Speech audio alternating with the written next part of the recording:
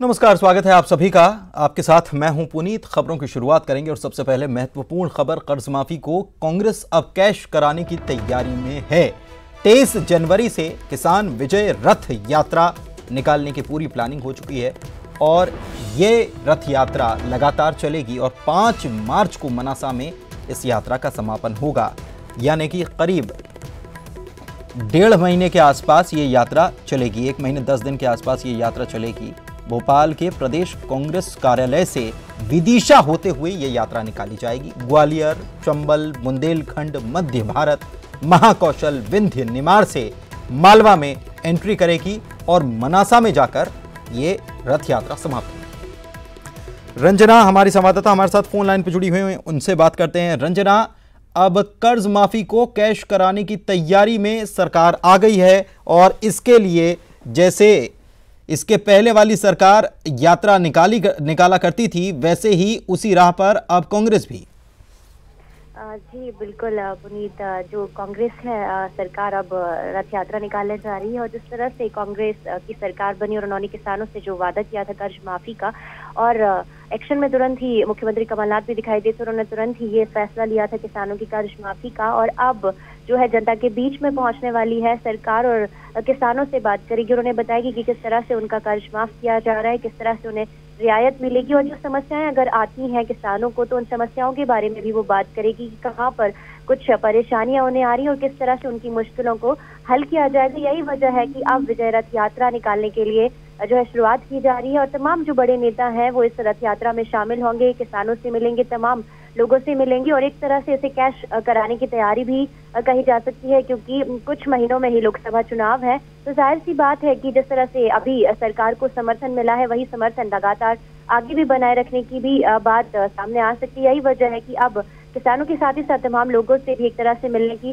तैयारी की जा रही है। इससे पहले जो भाजपा है सरकार, वो तमाम रथ यात्राएं निकालती थी, जनता के बीच में पहुंचती थी और अब उसी राह पर कांग्रेस भी चलती हुई दिखाई दे रही है। जी पुनीत, कह सकते हैं कि रंजना, बीजेपी की जो प्लानिंग पहले रही है चुनाव को लेकर और जो प्रदेश में जिस तरीके से क्रेडिट लेना अपने काम का, उसी तरीके को अपनाकर, बीजेपी के ही तरीकों को अपनाकर बीजेपी को ही मात देने की तैयारी कांग्रेस की।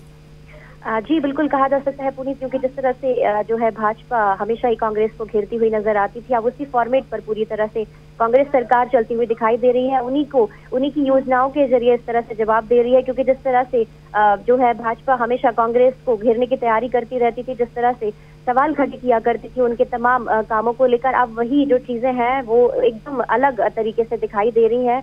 और यही वजह है कि जिस तरह से कांग्रेस सरकार जवाब दे रही है, जिस तरह से तमाम यात्राएं लेकर आ रही है, तमाम योजनाएं लेकर आ रही है, तो भाजपा के सामने जरूर एक चुनौती है, कड़ी चुनौती है उनके सामने कि किस तरह से वो जो है एक ताकतवर मजबूत विपक्ष होने का जो है बात दिखाएगा। कैसे वो दिखाएगा कि आखिर कहाँ जो है कांग्रेस कमियां कर रही है, कहाँ पर जो है योजनाएं पूरी नहीं कर रही है। यही वजह है कि अब कांग्रेस सरकार कोई मौका नहीं देना चाहती है भाजपा को। यही वजह है कि वो तमाम चीजों को लेकर पहले से ही प्लान तैयार करी और एक एक प्लान पर उसने अपना काम शुरू कर दिया और अब जो है जनता के बीच में वो पहुंच रही है। यही वजह है कि अब जो है भाजपा के सामने बड़ी चुनौती कि किस तरह से वो कांग्रेस सरकार को घेरे और किस तरह से उनकी कमियां जो है जनता के सामने तक पहुंचा, क्योंकि अभी तक फिलहाल जो कांग्रेस है उसने अभी इस तरह का कोई मौका नहीं दिया है। जो वादे जनता से किए थे, धीरे धीरे उन वादों को पूरा करने की तैयारी भी कर रही है और अब जनता के बीच भी पहुंच रही है, उनकी तमाम परेशानियां भी जानेगी और उनसे उनकी जो है किस तरह से उनका कामकाज हो रहा है उनके बारे में भी उनसे बातचीत करेगी। शुक्रिया आपका इस जानकारी के लिए रंजना। और रायपुर से खबर है, राष्ट्रीय वन खेल महोत्सव में भ्रष्टाचार का मामला। ट्रैक सूट और जूते खरीदी में चहेते ठेकेदार को फायदा दिलाने का आरोप लगा है। लाखों के ट्रैक सूट और जूता खरीदी में भ्रष्टाचार का मामला सामने आया है। वन मंत्री मोहम्मद अकबर ने इन आरोपों पर कहा है कि निर्धारित प्रक्रिया का पालन होगा। निविदा अल्पकालीन और कंपनी का नाम का उल्लेख है। ज्यादा जानकारी युगल हमारे संवाददाता उनके पास मौजूद हैं, उनसे जानकारी लेते हैं। युगल, बताएं। देखिए 24वीं राष्ट्रीय वन खेल महोत्सव का समापन हुआ और 166 मेडलों के साथ छत्तीसगढ़ सिरमौर रहा और उसने अपनी बादशाहत जो बरकरार रखी।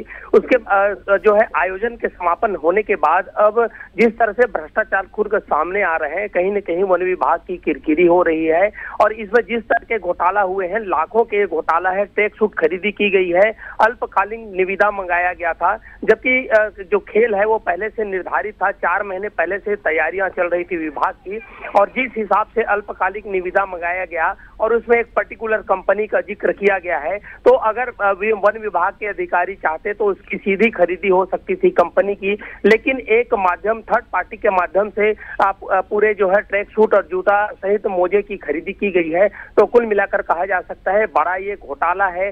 आयोजन अच्छा था, बेहतर था, लेकिन इस तरह से जब लाखों के जब घोटाले सामने आते हैं तो उससे राजस्व हानि होती है। इसके अलावा भी विभाग की भी किरकिरी होती है।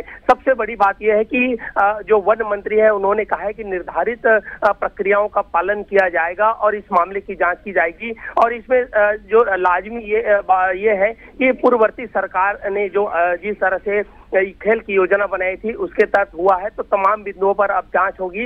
लेकिन खेल का आयोजन हुआ, समापन हो गया, अब एक भ्रष्टाचार की जांच कैसे होगी, ये सबसे बड़ा सवाल है जी। पूरे नहीं, सबसे सवाल ये भी है और क्या सवाल ये भी है युगल कि क्या इसमें अब वापस जैसे कि पहले मामले सामने आते रहे हैं और कांग्रेस सरकार जो है वो पूर्ववर्ती सरकार को घेरते रही है, क्या इस मामले में भी अब जांच होके पहले की सरकार को ही निशाने पर लिया जाएगा?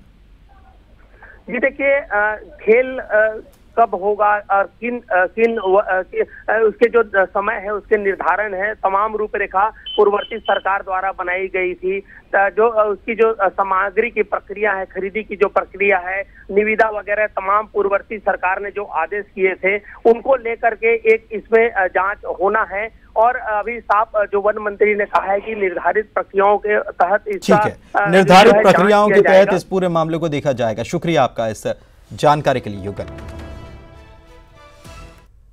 पिछले 15 सालों में घोटाले का गढ़ पूरा बना दिया था पूर्ववर्ती सरकार ने। आपको बताना चाहूंगा इस बार भी नए और अनोखे तरीके का घोटाला हुआ। टेंडर निकलता है, पर्टिकुलर एक खास कंपनी के नाम से ही टेंडर निकाला जाता है अपने चहेते को उपकृत करने के लिए। कैंपा जो वन विभाग का विभाग है उसके द्वारा, आपको बताऊंगा कि और उसके बाद भी जो है जो मेरे सोर्सेज बताते हैं कि नकली सामान जो है वो आपूर्ति कर दिए गए, जबकि अंतर्राष्ट्रीय मानकों पे जो अन्य कंपनियां खरी उतरती हैं, रीबॉक है, एडिडास है, लोटो है, उनको भी बुलाया जाना था। जबकि सिर्फ टेंडर जो आप देखेंगे बड़े अनोखे तरीके का टेंडर, सिर्फ एडिडास का ही इनको सामान चाहिए रहता था, जबकि नियम ये बोलता है कि आप जो सीधे मैन्युफैक्चर है, जो सामान जो बनाने वाली कंपनी, उससे आप सीधे ले सकते थे सामान, पर आपको अपने चहेते को उपकृत करना था, इसलिए आपने उसका निविदा निकाल के अपने आदमी को पहले से आपने फिक्स रखा, तो उसको पूरा का पूरा मामला दे दिया और लंबा इसमें गोलमाल हुआ। काय के बारे में टेंडर जो हुआ था, हाँ कंपनी का मेंशन किया गया। अब वो तो फाइल देखने के बाद ही उसमें कुछ कह पाना ठीक है,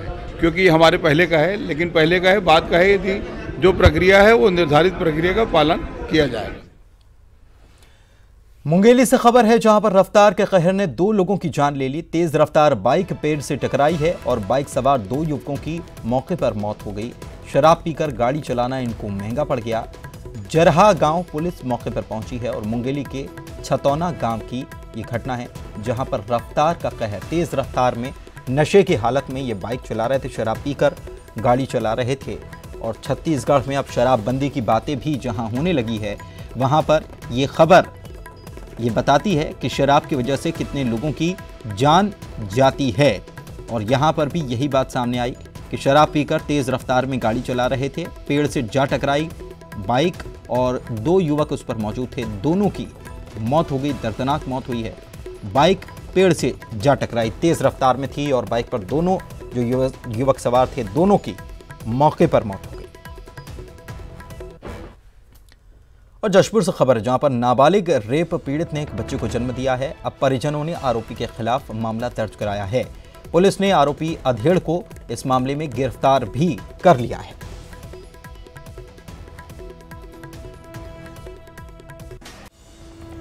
बड़ी खबर दबों से जहां पर टीचर ने फांसी लगा ली है। ओजस्विनी कॉलेज के स्पोर्ट टीचर ने यह फांसी लगाई है। जयंत मलैया की पत्नी सुधा मलैया का यह कॉलेज है और कुछ दिन पहले भी एक लड़की ने यहाँ पर आत्महत्या की थी और अब स्पोर्ट्स टीचर, ओजस्विनी कॉलेज का स्पोर्ट्स टीचर जो है उसने फांसी लगा ली है। पता नहीं चल पाई वजह, लेकिन ये ओजस्विनी कॉलेज जो है जयंत मलैया की पत्नी सुधा मलैया का ये कॉलेज है और कुछ दिन पहले भी यहाँ पर एक लड़की खुदकुशी कर चुकी है।